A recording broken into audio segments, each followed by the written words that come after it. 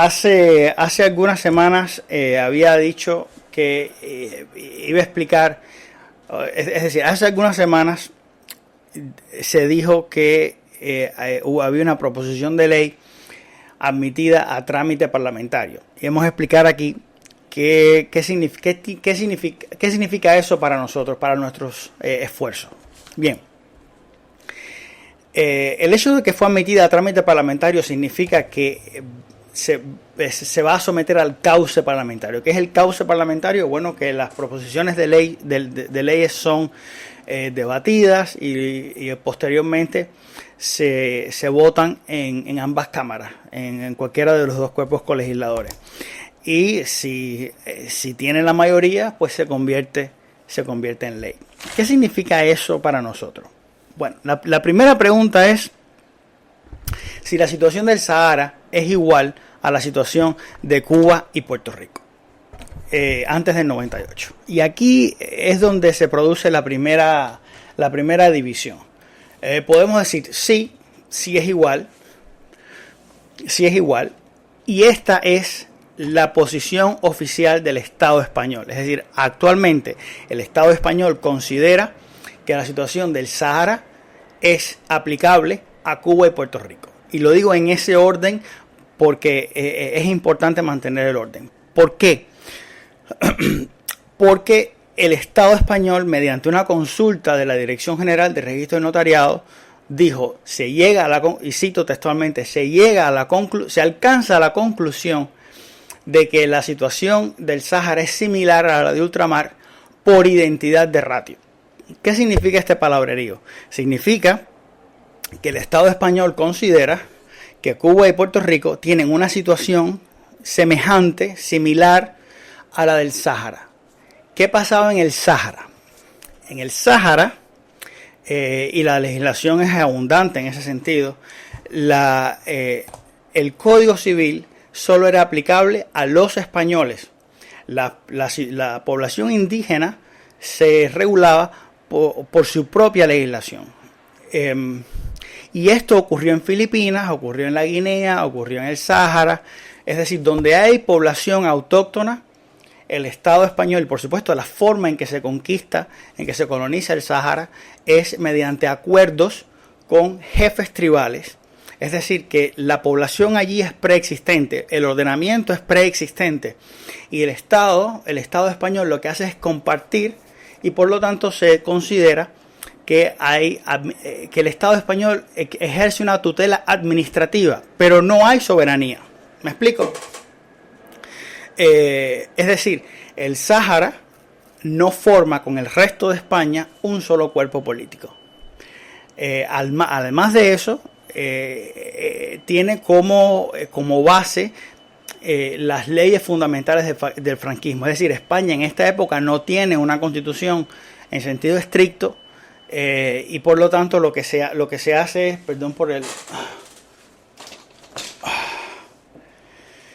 y lo que hace es que dice, ok, bueno, entonces el Código Civil va a regir para los españoles y los indígenas, los extranjeros, se regirán por su ley nacional. Eso ocurrió así en el Protectorado Español de Marruecos, ocurrió así en el Sáhara, ocurrió así en la Guinea y ocurrió así en Filipinas, sobre todo para las llamadas tribus incivilizadas, que eran personas que no estaban reducidas a la jurisdicción española. ¿Era ese el caso cubano? Evidentemente no. Los decretos que hemos podido recoger, el Código Civil se aplicaba a todo el territorio, con independencia de quién naciera en el territorio, con independencia de quiénes eran los padres de las personas. Es decir, el Código Civil se aplicaba territorialmente, mientras que en el Sahara se aplicaba de manera, personal, es decir, por el estatuto personal que tuviera el individuo. Y esto es una diferencia, pero radical. Esto es una diferencia tan importante que echa por tierra esto de la identidad de ratio. No hay tal identidad de ratio. Es decir, no existe en la historia de la legislación cubana una norma que en Cuba diga, bueno, pues vamos a aplicar esta norma a los españoles y entonces la ley nacional se la vamos a aplicar a los que no son españoles. Y uno se pregunta, bueno, ¿quiénes son no españoles en Cuba? Si en Cuba todo el que nace es español, porque es territorio español. Entonces, estos razonamientos que no se los llegó a hacer la Dirección General de Registro y Notariado, y por un problema de holgazanería intelectual dijo, bueno, pues especialidad por especialidad es la misma. ¿Por qué especialidad? Porque el Sáhara y la Guinea se les va a conocer como regímenes especiales, es decir, regímenes especiales. Y Cuba y Puerto Rico sabemos que por el artículo 89 de la Constitución del 76 tienen un régimen de especialidad. Entonces la persona que diseñó esta consulta dice, bueno, especialidad por especialidad es la misma, aplíquese la especialidad del Sáhara, que es del siglo XX, a una especialidad del siglo XIX. Eso es un análisis retroactivo de la ley que está prohibido.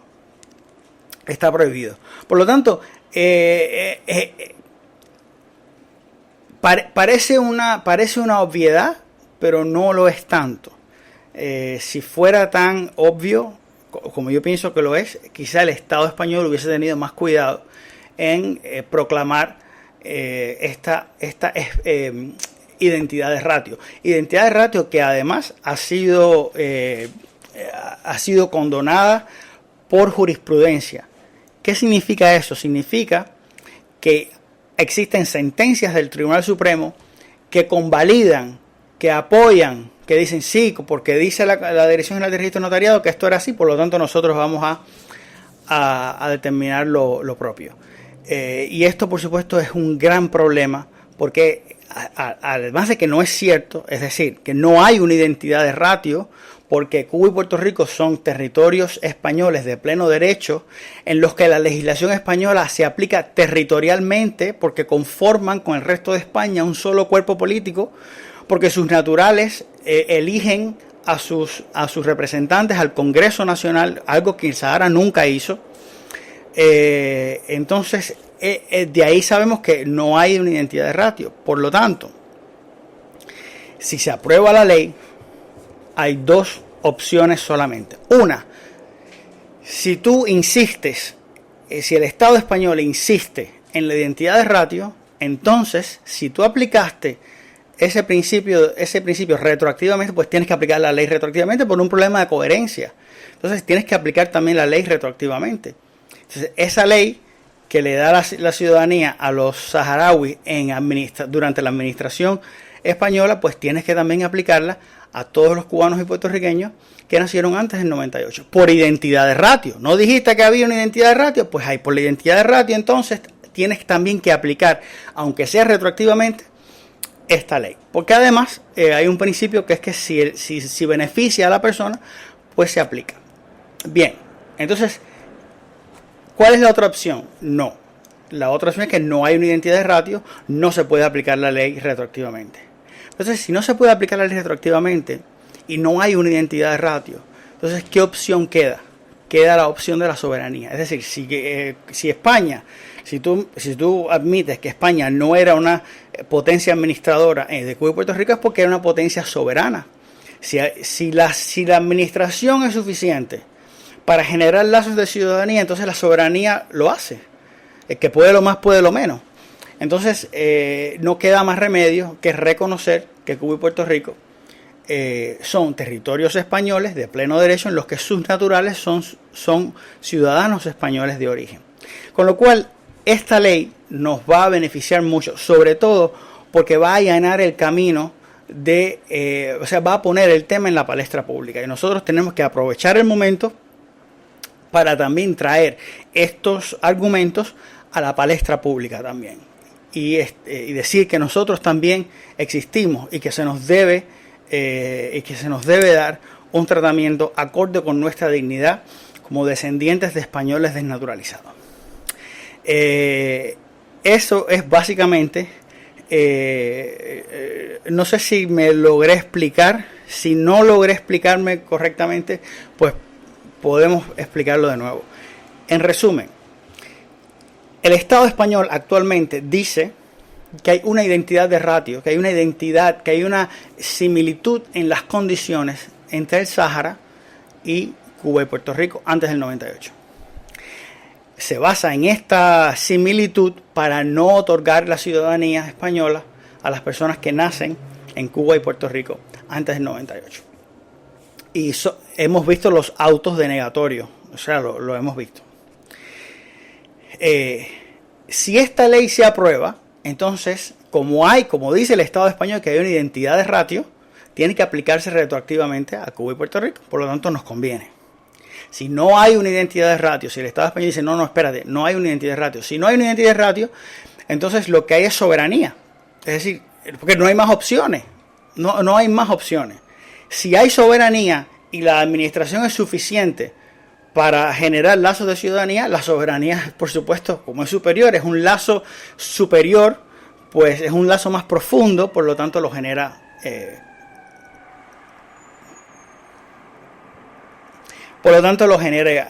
igual.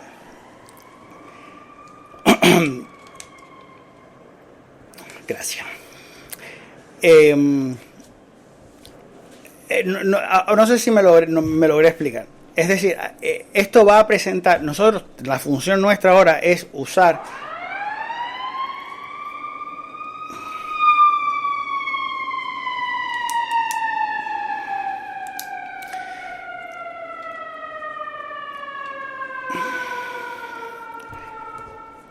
lo que nosotros tenemos que hacer es usar ahora, aprovechar que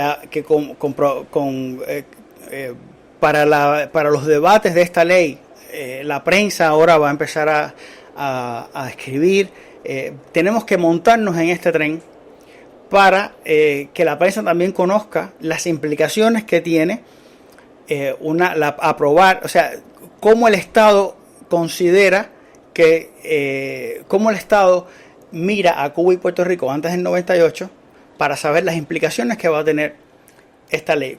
A mí me parece que va a ser muy interesante y creo que ya estamos preparando, está casi ya listo un escrito a los grupos parlamentarios cuando comiencen a debatir esta ley, para que conozcan las implicaciones que tiene el hecho de que el Estado español considera que hay una identidad de ratio o sea, una similitud de condiciones entre el Sáhara y Cuba y Puerto Rico antes del 98. Esto va a ser extremadamente interesante porque vamos a ver cómo el Estado va a razonar o cómo el Estado va a determinar que esta situación es o no una identidad de ratio con respecto de Cuba y Puerto Rico antes del 98. Bueno, pues esa es la explicación concentrada, condensada. El otro elemento es sobre la recogida de firmas. La recogida de firmas, varias personas me han preguntado, la recogida de firmas no se puede hacer hasta que no se presente una proposición de ley a la mesa del Congreso. Y esa proposición de ley no se puede, yo pienso que no puede presentarse hasta que no contemos con una infraestructura, un grupo de personas que decidan ayudar a recabar las firmas, porque son 500.000 firmas. 500.000 firmas son 1.400 y pico de firmas al día. Eso son muchas firmas. Incluso para una persona no alcanza las horas del día para físicamente recoger esa cantidad de firmas. Entonces es evidente que se necesita un grupo de personas que puedan colaborar con la recogida de firmas. Se necesita además fondos para poder promover la idea, pero también para poder establecer un dominio en Internet donde las personas puedan ir y poner su firma con su DNI o su pasaporte o lo que fuere, de manera, y eso hay que hacerlo de 9 a 12 meses, es decir, es muy poco tiempo. Son muchas firmas y no creo prudente lanzarnos así sin contar con un respaldo de personas y de fondos para poder hacerlo, para poder hacer esto seriamente. Es decir, esto es un esfuerzo importante, es un esfuerzo de energía, de dinero, de tiempo, que no debe ser mirado de manera no seria.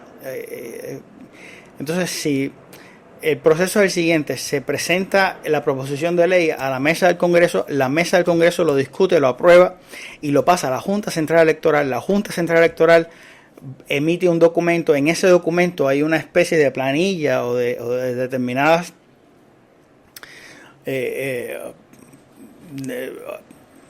¿cómo decirte? Esa planilla es la planilla que se debe usar para contabilizar las firmas. Es decir, no es firma por firma, tiene que ser una firma en el tiempo y bajo las condiciones que la Junta Central Electoral determine, y por lo tanto para justamente garantizar que se hace en el tiempo en los 9 meses después de aprobado.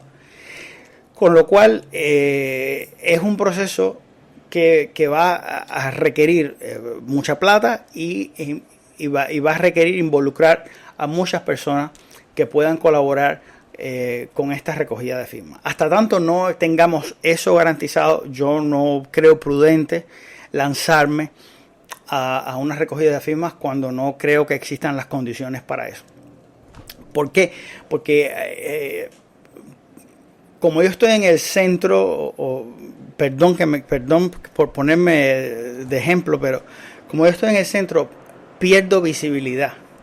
Me es muy difícil aquilatar objetivamente qué está pasando, porque